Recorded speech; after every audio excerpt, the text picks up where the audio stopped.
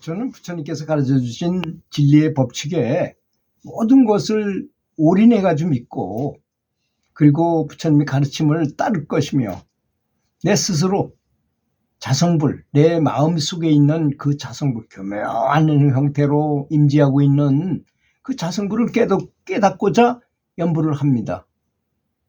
사람마다 연불 하는 그 원은, 발언은 다 틀리리라고 저는 생각해요. 근데 제일 높은 것이 있다면 뭘까요? 우리가 성불이 아니겠습니까?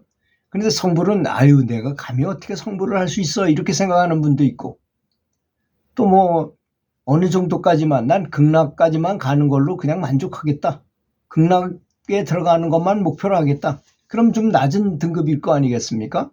성불은 최고의 등급이라고 하면 이왕 세울 거 마음으로 하는 건데, 이왕 목표는 최고의 목표를 원하는 게 더 낫지 않을까, 이런 생각이 듭니다. 왜냐하면 올림픽에서 우승하려고 목표로 가진 사람은 우리나라에서 하는 전국체전에서 우승하려고 마음을 안 먹어도 그 대회에 출전하면 무조건 우승할 거 아닙니까? 그 올림픽에서 우승하려는 게 목표니까, 그분은. 그렇지 않습니까? 그렇게 그런 높은 발언을 해야 된다고 저는 생각합니다. 또한 저에게 진리의 법맥을 전해주신 스승께 감사드리며, 늘 서로 돕고, 좋은 정보가 있으면 서로 나눠주고, 또 내가 잘못된 거 있으면 지적해주고, 잘 되도록 서로 격려하고 응원하고 조언하는 여러 도반님들께도 감사하고 있습니다. 그러면 굳이 극락을 가려 하지 않아도 확실히 갈 수 있을 거 아니겠습니까? 그렇지 않습니까? 성불을 목표로 해서 내가 좀 그 성불까지는 안 된다 하더라도 극락은 충분히 갈 수 있을 거 아니겠습니까? 목표가 높으니까.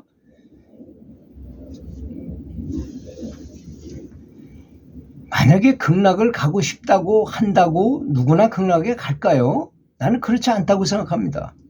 그건 우리 세상법이나 세간법이나 불법은 다 같은 거라고 말씀하셨잖아요, 부처님께서. 물을 끓이는 걸 한번 생각해 볼 수 있을 것 같습니다. 주전자를 물을 좀 많이 부어가지고 이렇게 난로 위에다 얹어 놓으면 이게 시절 인연이 다 지나가지고 어느 때가 돼야만 끓잖아요. 비등점을 지나야만 끓는 거 아니겠습니까? 그렇지 않습니까? 근데 이 주전자를 올려놨던 거를 내려놨다가 올려놨다가 또 뭐 이렇게 약하게 불 올려놨다가 또 내려버리고 하면 영원히 한 번도 끓지 못할지도 모르겠습니다. 그렇지 않습니까? 그래서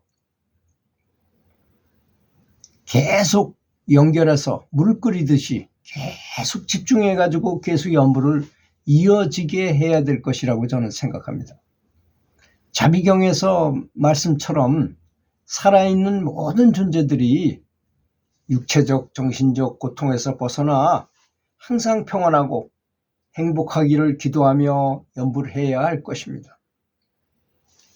5년 전쯤에는 원인을 알 수 없는 극심한 통증이 오른발과 다리에 밤에 잠을 못 자도록 극심했었는데, 이 증세는 불편한 관계로서 누워서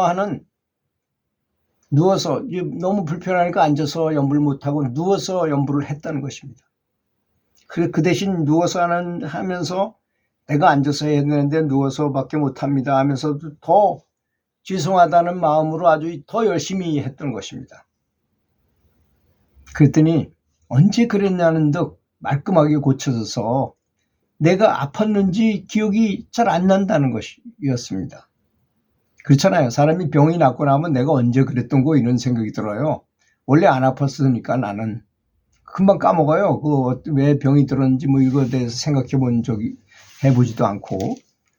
또 나는 이렇게 누워서 하는 연불이 맞는 것인지, 누워서 연불하면 머리에서 발끝까지 근육이 풀리면서 병기도 사라지고 이상할 일이 많지 내장들이 제자리로 돌아가서 정상적으로 되는 것 같은 느낌이 들고 모든 불편한 증상이 사라지더라는 것입니다.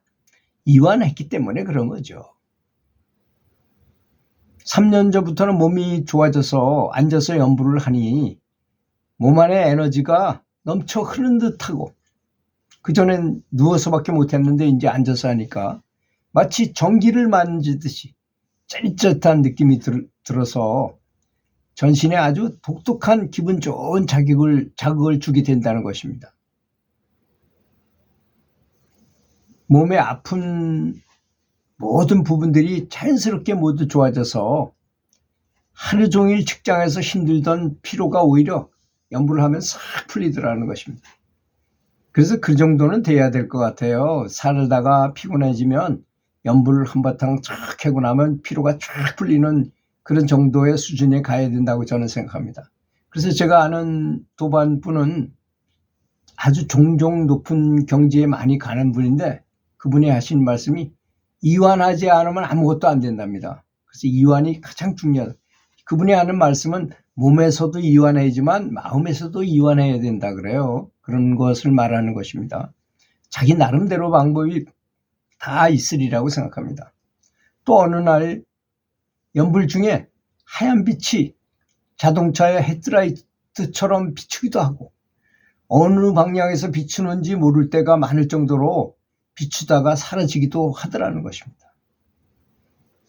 밤샘 연불을 할 때에는 특히 새벽에 눈을 감고 있으면 달도 보이고 별도 보이면서 또 불사조가 하늘을 나는 경이로운 장면도 보기도 하는데, 나는 별로 그러한 것들에는 신경 쓰지도 않고 그저 그런가 보구나 하고 연불에만 집중한다는 것입니다. 이게 바람직한 태도라고 저는 생각해요.